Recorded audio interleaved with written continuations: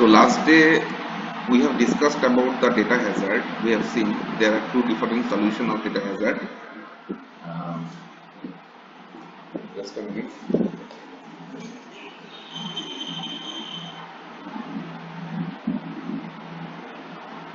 So today we will continue our discussion on what we call control hazard.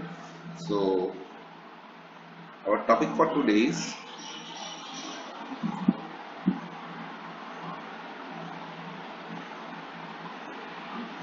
control hazard.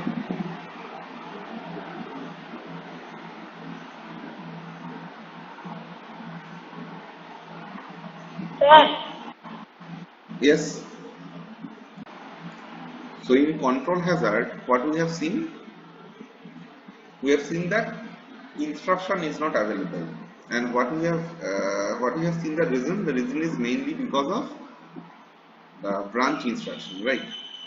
Now you will see statistically it has been seen that 20% of a code related with some branch instruction.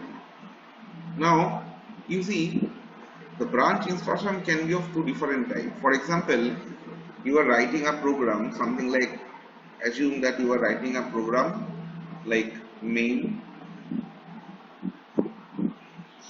and then you have written some instructions over here, and then you have called a function fun, right? And maybe other instructions are present. So what is this? When processor or the program will see that we have a function call, it will go to its function and try to execute this. Now where this function is written? This function is written somewhere else, not within this particular part. So if we consider that we have a memory location, we have set of memory address something like this, maybe up to this one we have the main program, right? And maybe from here to here, this part have the function fun. So basically you are jumping from one of this location to this location, right?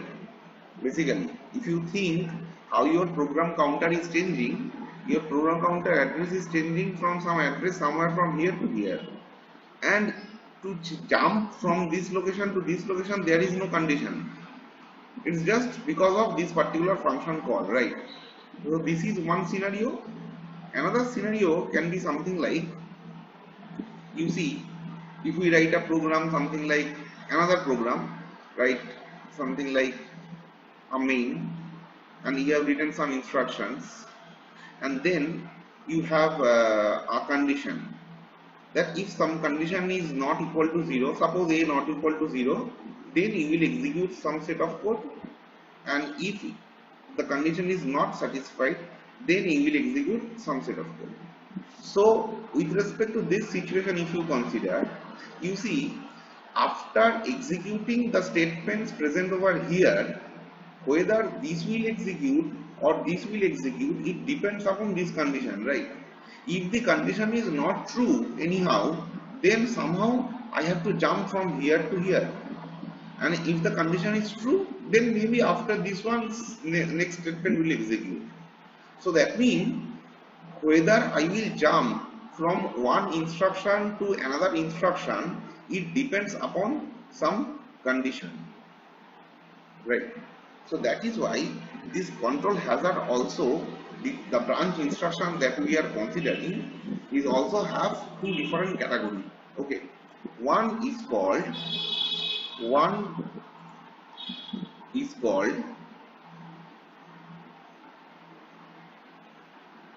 unconditional branch,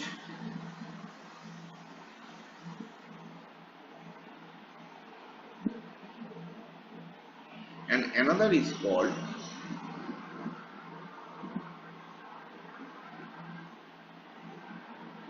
what we call conditional branch. Okay, unconditional branch example we have seen this one, and conditional branch we have seen example this one. So now if this two different type of branching happen, then how we can handle this situation actually we will try to deal with this and what are the solutions that we will learn. Okay, so you see, um, in case of a, let's start with this unconditional branch first. Okay, the unconditional branch first. So what is the possibility by which we can do this? So let's take an example. Suppose um, we have an example something like, suppose we have a set of instruction, say I1, then followed by I2, then followed by I3, okay, uh, and then followed by say IK and IK plus 1, some K there, okay, and suppose this is the branch instruction, I mean the instruction present here. Now to understand it in a very simple way, assume that your pipeline has only two stages, okay, the fetch stage followed by an execute stage. So if we consider a pipeline of two stages, then how it will behave, let's see. So to realize this, we have to understand the clock cycle. First we will draw clock cycle 1, clock cycle 2, clock cycle 3, 4, 5, 6, 7 and so on. And you see, we will start with this. So fetch of instruction 1 will happen in the first clock cycle, so F1, right? Then naturally after fetch I will have execute. I'm not assuming, I'm assuming that the decode stage is already present within the fetch unit or in the execution unit, okay? So after fetching instruction 1, the instruction 1 will execute, as simple as that. Now when instruction 1 is executing, since we are considering this is a pipeline, that means instruction 2 will start fetching at this moment, right? And you see, after fetching instruction 2, it will start executing. Now why executing required? You see, since we are considering in this case only two stage pipeline, so we can assume one thing, that suppose the instruction is a branch instruction that a processor has to understand somehow, right? So suppose the processor understands whether an instruction is branch instruction or not, that is within the fetch state itself. So that means after fetching of instruction 2 completes, the system understand that this I2 is a branch instruction, but still the processor don't know that what is the branch target. Branch target mean that in that instruction, from this instruction I2, where in which instruction it has to jump. The instruction where to jump is called the branch target. So that means we are assuming this is our branch target.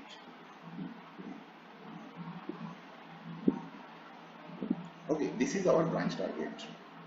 So that means somehow I should skip this I3. But problem is that, you know, this branch target has to be calculated, right? So where it will be calculated? After fetching this instruction 2, the instruction 2 will calculate the branch target in the execution stage. That means until this execution of the instruction 2 completes, branch target address will not get computed, and until branch target will not get computed, it is not possible to jump over there, right? If jump over there means change the content of the program counter so that after I2, IK should execute. But problem is that I3 don't have any idea about this. So what will happen?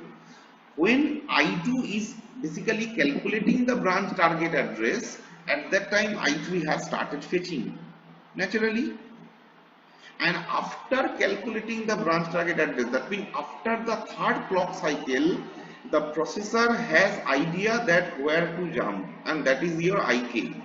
So that means processor will see that I have to jump now to IK. That means IK should be fetched, but by mistake this I3 has entered in the pipelining, which is not required right that moment, right? So that means execution of I3 is not required. So what will happen? This execution of the I3 will be holded for a moment. It is not required. So pipeline will be flushed, and then your IK will start fetching at that moment.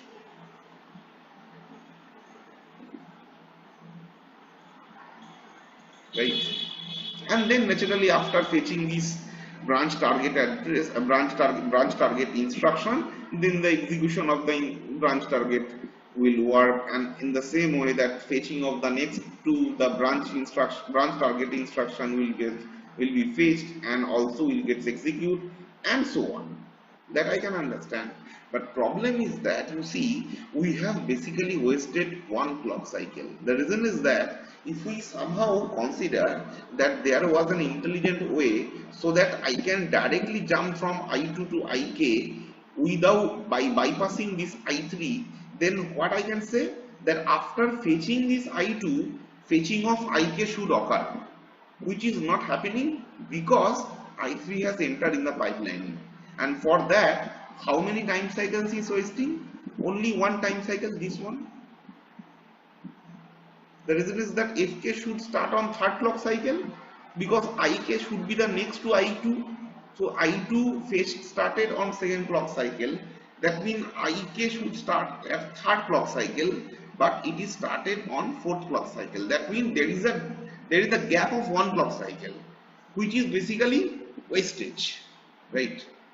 This is what we call branch penalty.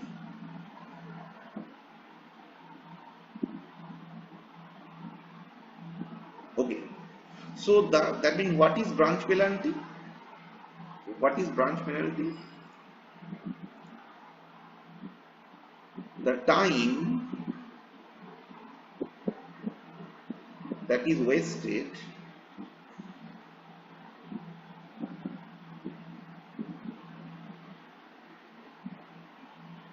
because of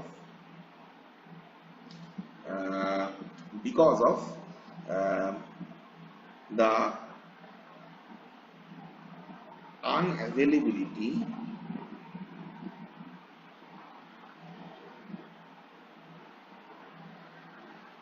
of branch target instruction. Unavailability of branch target instruction mean that, you see, at the third clock cycle you should require fetching the IK, which is not happening because of this I3. So that's why this one clock cycle is wasting. So here in this example, basically your branch penalty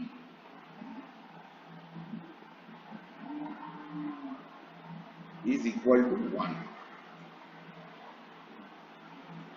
Now you see, if we extend this particular knowledge for, say, higher level of pipelining, for example, assume a next situation where we are considering the original scenario of the pipelining that we have seen till date. That is, we have fetch stage,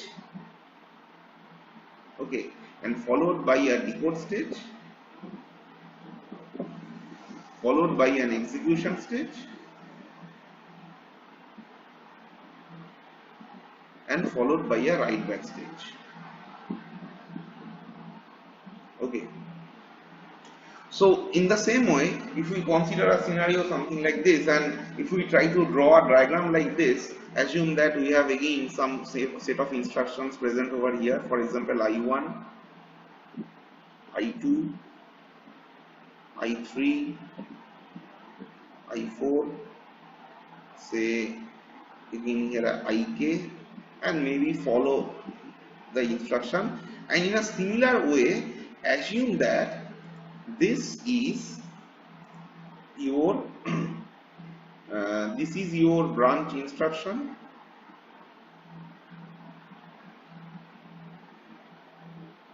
and this is your branch target. Okay, this is your branch target and this is your branch instruction.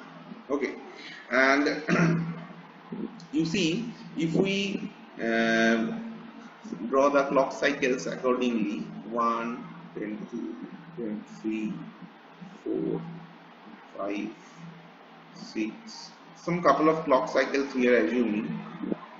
Okay, so what will happen? Obviously I1 will start, right? Now you see, here we are considering 4 stage pipelining, right? So we don't need to realize that fetch state will take care about understanding whether an instruction is a branch instruction or a simple instruction.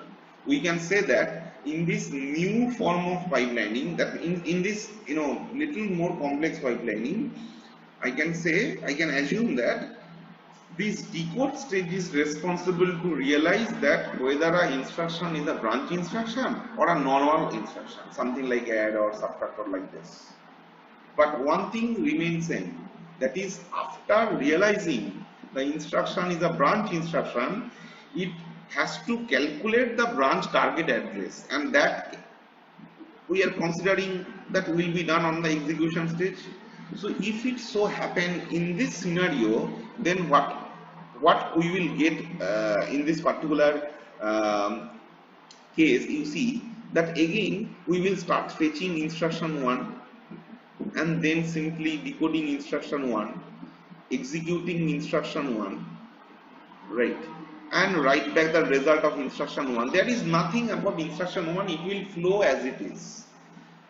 But in case of I2, what will happen? When instruction 1 is basically decoded, at that time I2 will start fetched, fine. Similarly, when instruction 1 is being executed, instruction 2 will get start decoded, fine. And you see, after decoding completes, the processor will realize that this I2 is the branch instruction. But what happened at that moment, before realizing that I2 is a branch instruction, I3 has already started fetching at that moment, right? Anyway, so still it is okay, fine. Let's see what will happen. After realizing the I2 as a branch instruction, now processor has to calculate what is the branch target address. So what will happen? It will go for the execution stage, right? It will go for the execution stage. So that means in this 4th clock cycle, the calculation of the branch target address is actually carrying out. So at that moment, I3 don't have any idea about this. So I3 will start decoding. At the same time, I4 also don't have any idea about this. So I4 will also start fetching. Now after 4th clock cycle, what will happen? When the 4th clock cycle will complete, the processor has the idea about the branch target address, and it will realize that the branch target address is this IK. So basically processor should jump from I2 to IK, but it is not possible right now. Reason is that already I3 and I4 entered within the pipelining. So basically in the 5th clock cycle, it has to discard all the operations that is running within the pipelining for this I3 and I4, and at that time this fetching of 4th instruction can start, right? Fetching of, not 4th instruction, fetching of the kth instruction can start, right? Something like this. And after fetching the instruction k, maybe obviously it will be decoded, and depends on that it will be executed, and depends on that it will be written back to the result. And similarly for the next two, the branch target instruction also, right? So I'm not considering there is any dependency between IK and IK plus 1. So this part remains smooth as it was, something like this. Okay, something like this. But that is not an issue. Issue is that how much time actually wasted for this. You see, if we assume that there was an intelligent method by which I can understand at the very beginning when I2 has entered in the pipelining that after I2, IK should occur, then fetching of I2 should be followed by fetching of IK, right? So in that correct way, fetching of IK should be start on third clock cycle, but it has started on fifth clock cycle, right? So there is a gap of these two clock cycles because of these two unwanted flush out from the pipelining, right? So that means in this situation, you see your branch, in this situation basically you can say your branch penalty